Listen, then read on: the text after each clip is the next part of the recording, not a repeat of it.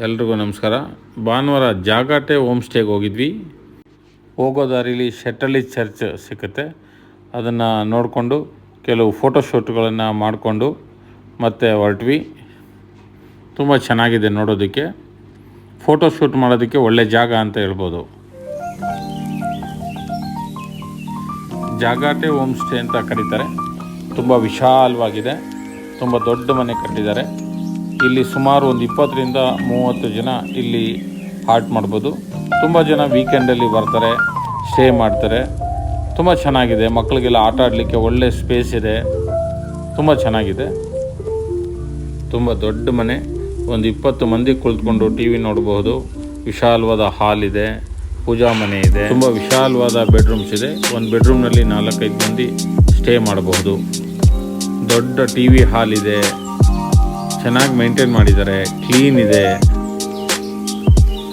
Home stay ಪಕ್ಕದಲ್ಲಿ ಕೆಲವು outdoor ಗೇಮ್ಗಳಿದ್ದಾವೆ.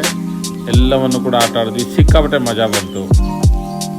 ನೀವು ಕೂಡ ಫ್ಯಾಮಿಲಿ ಜೊತೆ ಬಂದು ಈ ಥರ ಎಂಜಾಯ್ ಮಾಡ್ಬೋದು. ಬಹಳ ಚೆನ್ನಾಗಿದೆ ಈ ಹೋಮ್ ಸ್ಟೇ.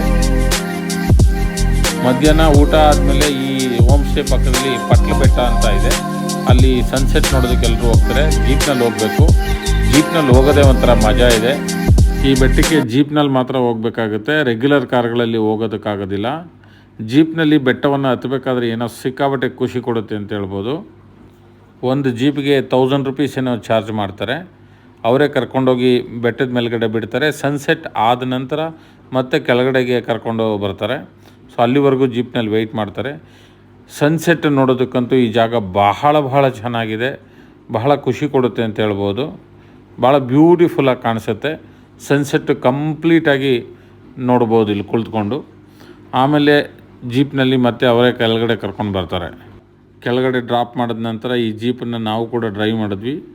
ಸಿಕ್ಕಾಪಟ್ಟೆ ಚೆನ್ನಾಗಿದೆ.